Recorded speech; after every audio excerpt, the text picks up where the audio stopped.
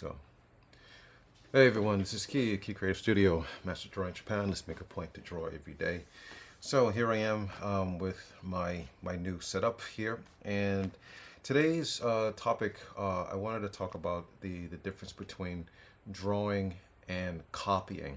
Okay, this came to me because a friend of mine who's sat in on some of my classes is taking classes with Glenn Vilppu, and it's a head drawing class, I believe.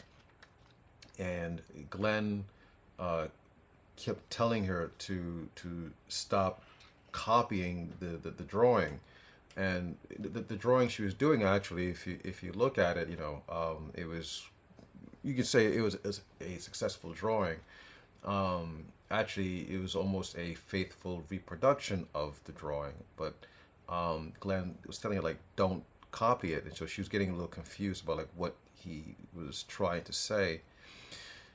There's a big difference between like copying and actually drawing, okay, or drawing and copying. Um, when you copy, essentially what you're doing is like you're setting out to reproduce exactly what you see, okay. It's not implying that like you put a piece of paper on top of whatever the image is and then you traced it out. But even if you did do it freehand, and it's the exact same thing that we would see if we would look at it with our um, our naked eyes. um, there's it's what it's lacking is some artistic expression or some emotional content to that to that drawing. So actually, let me show you actually the drawing. So well, the figure that she had, or the reference that she had, looked a little bit something. Uh, Excuse me, a little bit something like this. Okay, so it's an attractive young female here, and what she drew looked pretty much almost exactly like that. Everything was evenly spaced out. All the proportions were correct. The eyes, matched the same size of the eyes as the model, and frankly, it looked kind of flat, really. Um, Even though it was a successful drawing. So the only thing that the drawing was communicating was that whoever did it had the ability to draw. So what I'm gonna do, I'm gonna take this same drawing. Sorry, I'm gonna take the same reference, and I'm gonna do my version of it, and I want to try to show you guys, what the difference is between, you know, me just trying to reproduce what's there, and actually draw what I see. I know it's a little confusing when you think about it. Okay, so again, essentially, so this is what we have here, right? So we have this young female. She's cute. She has a very square looking face. Has a cute, very roundish nose. It's almost like she has a nose that looks like Santa Claus almost, actually, because it's kind of red and a little bit bulbous, and her mouth is turned down a little bit, but again, it's something that's very attractive about her. So you notice what I'm doing. I mean, I'm doing a lot of observing about this person. I'm picking out, or I'm noticing the things that stand out to me. Shape of her head, um, her downturned mouth, the bulbous nose, all those things. Those are the things that I want to give my editorial on, like as I draw this picture. Okay, so what I'm gonna do, actually, just gonna start with a volume here,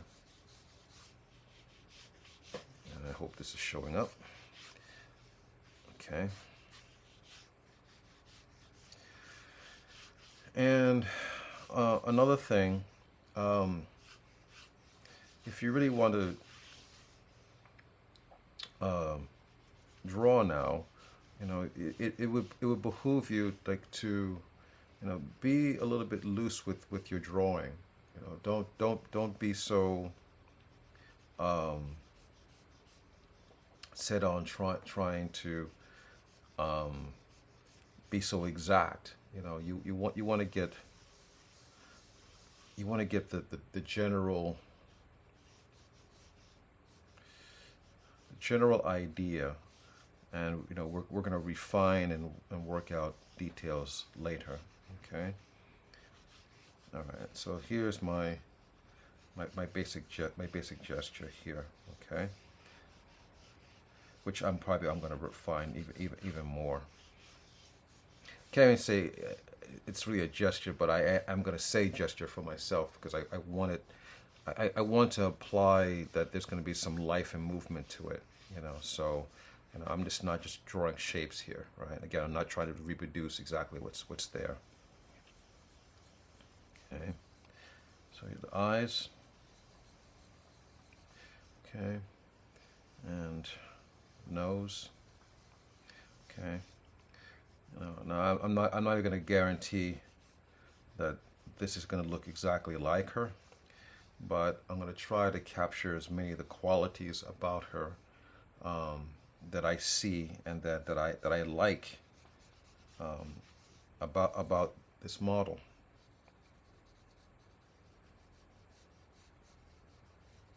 Okay, so eyebrows. Okay, and ears. Okay, again, I want to keep that a squarish kind of jaw that she has. Again, I've said this before. Um, you guys, um, you should know your anatomy, and something about women's anatomy. Generally speaking, women's jaws towards the end, like the chewing area, not the chin. Women's jaws tend to be a little bit larger than men's jaws, actually. But they taper to a smaller point in the front. So that's what causes them to, for it to look kind of fine, or delicate, because you have like this taper from this wide to a narrow point.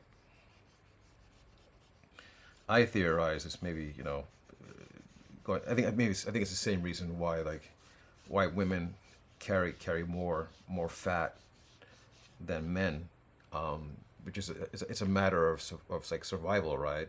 There be periods of long periods of time, where they may not have food for a while. So having an extra layer of fat actually is it's helpful, and also what food that you do have, you want to be able to get as many nutrients as possible from that. So maybe that's the reason why women's jaws are a little bit. I have no idea. I'm just theorizing. That's all. Um, Applying the adage, form follows function. So I'm assuming, you know, there must be some sort of function for it. Okay. All right. So, here's the mouth. Okay. Now, again, I want to stress, like, as I'm drawing, I'm being really, very loose with this. I'm not making a big deal. Um, I'm not breaking out the ruler and trying to measure and stuff like that. The days for the necessity of a perfect reproduction of a reference or a model Those days are over.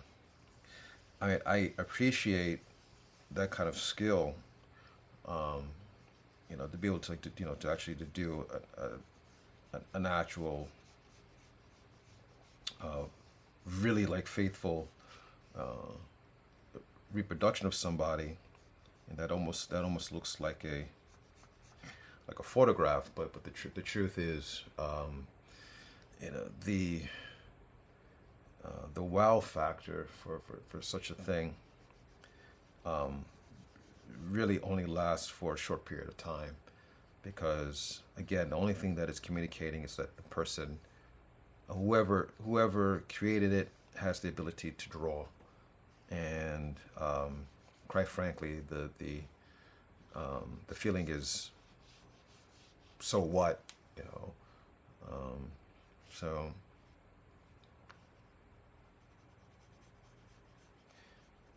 it's one of the reasons why, like the whole thing, like with AI art.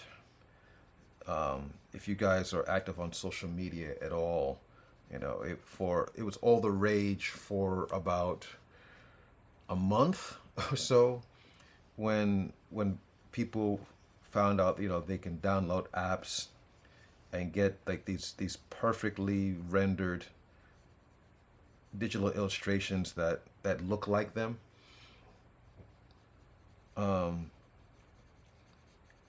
and I mean, in fact, maybe, yeah, maybe for the first, um, maybe for the first month or 2 months, there was like a wow factor to it, but it died out really quickly, didn't it?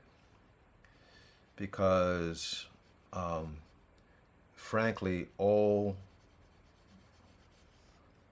those AI filters or whatever, essentially they looked the same, really, and they were completely devoid of any sort of like real commentary in the rendering. I mean, people would do things like, oh, like, put themselves in a samurai costume, but it's their face, or this is me, as a fantasy knight or something like that. And but the actual rendering of it, um, really, um, didn't say anything. And I'm sorry, the um, it's gonna be it's gonna be a very long while before the technology gets anywhere close um, to getting that kind of that noise, that noise, or um, that sense of like individual interpretation, that comes out in somebody's hand, you know. So, all right, let me try to cut down with the yapping a little bit, and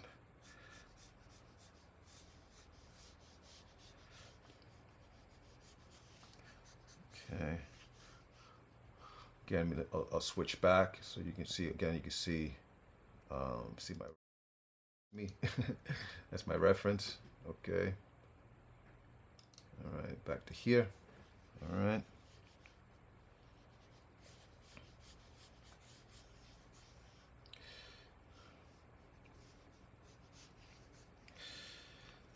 Um, Norman Rockwell was very, very good at getting people's likenesses, but um, he always took it to like another level, in that the um, his paintings or his portraits of people always seemed to be, they always felt like animated for some reason.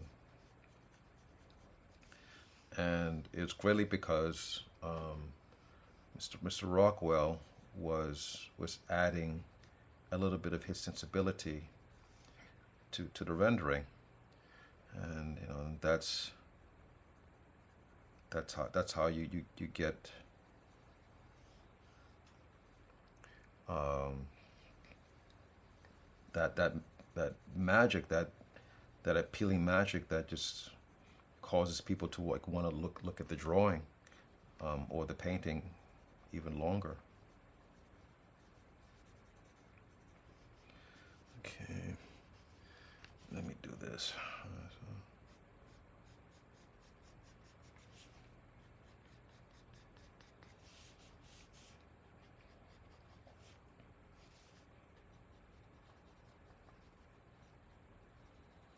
If it makes any sense, the way you render, or the way you draw your figures, um, it really should, um, all your lines should be like working like as a compositional tool, not a reproduction tool. Um,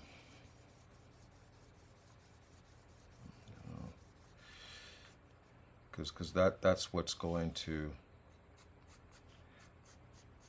again, make your drawing stand out, and cause people to want to like look at it a little bit longer and try to see, like, what's going on here. There's something else being said. So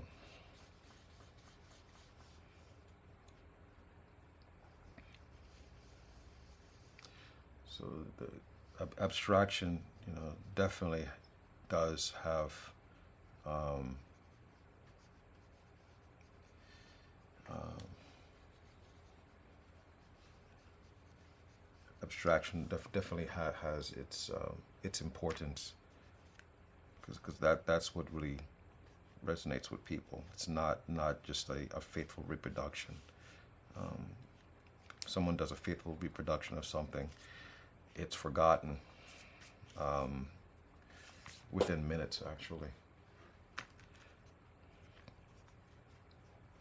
Okay, I really should stop talking, because I want to finish this drawing and I don't want to drag it out too long. So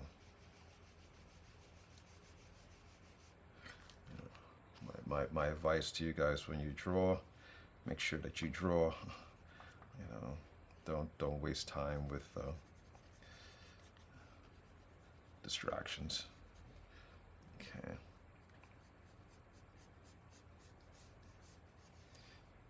All right.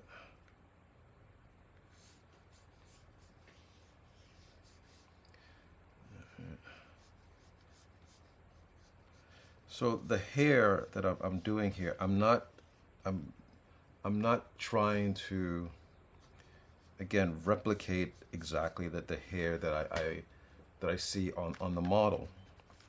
What I'm trying to do is to like use the hair as a compositional tool, actually, to help your eyes move around this portrait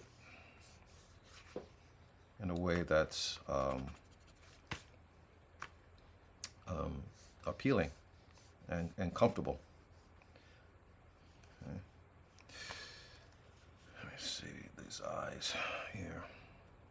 So I'm gonna exaggerate these eyes a little bit, just really for the sake of just, again, trying to make it more interesting. So, because the model really, she's not really wearing makeup, but and she is quite attractive, but I'm gonna try to plus it a little bit. I mean, that's another thing. I keep on repeating, like, how attractive she is, and that's part of me, making an observation. That's me, like, making an observation, about her, because that is, that's informing my drawing. That's informing um, my choice of line. So,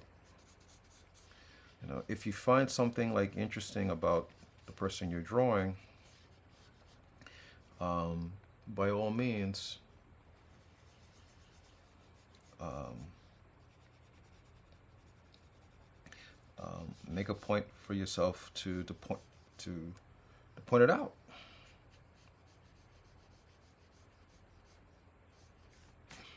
Okay.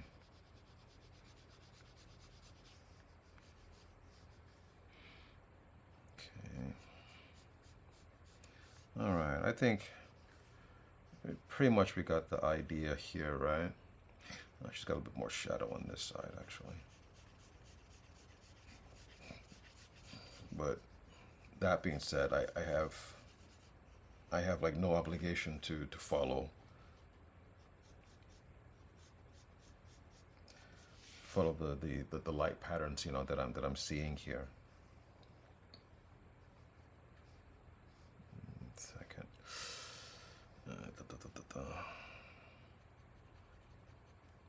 Yeah, let's put a little bit, just a little bit more here.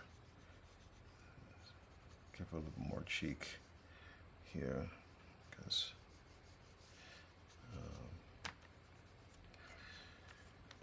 it looks cute,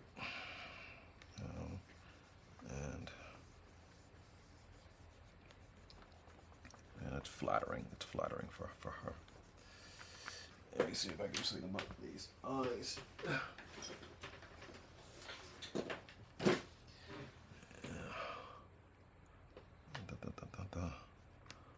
And so the light source is really on this side. Again, I have no obligation to follow it, but I will for the sake of this drawing. Okay. Actually, no, let me just do a little bit something here.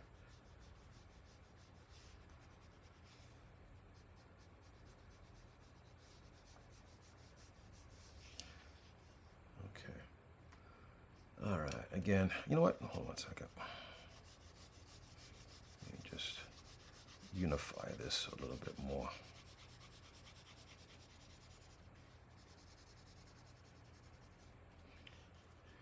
That's another thing, you want to try to unify your drawing so that everything is working together. Okay. You don't want a situation where your drawing or parts of your drawing are fighting for attention and trying to shut out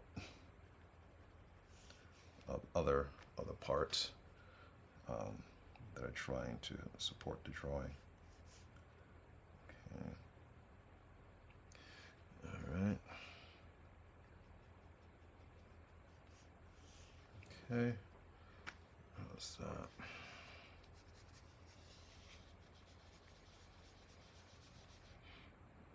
Oh, sorry, maybe she's got. There we go. It's a little bit better.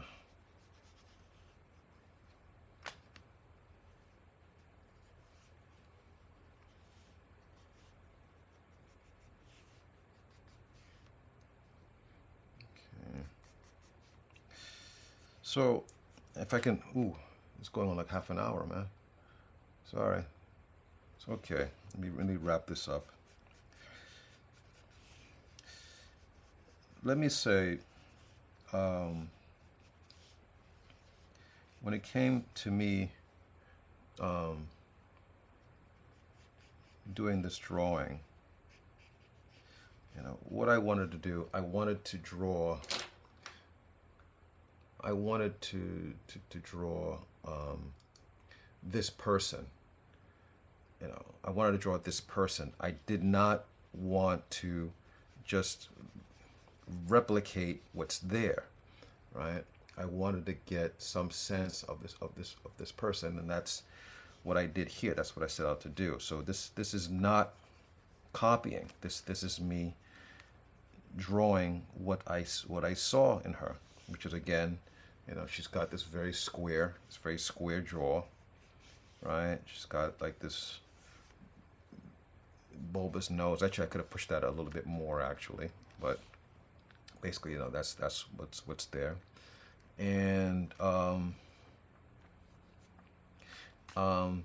and she's young. She's young and cute, right? Oh, and also, another thing, so even though her mouth is kind of turned downwards, right? Even her mouth is turned downwards. I did accent the very, very corners here, just so that it helps, like, to look a little bit more young and a little bit more appealing, I think, you know. So, you guys are at no obligation, again, to draw exactly what's there. Actually, your obligation actually is to draw what you see in this person. Um, so don't copy. Don't copy, really.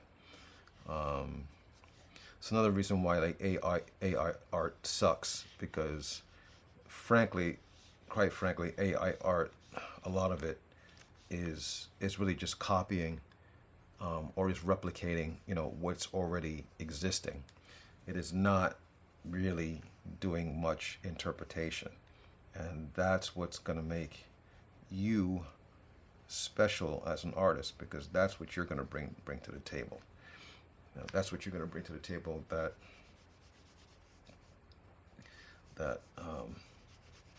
an AI program cannot. Okay. All right, I'm gonna stop there. I know I could push this a little bit more, but I hope you got the idea. Okay, it's not the greatest drawing in the world, but I think I did get some sense of the person here. Okay, all right. We'll see you guys later. And if you like this, if you like this, please like and subscribe, so I can have some incentive to do more of these in the future. Okay? Thank you again. Take care. Bye-bye.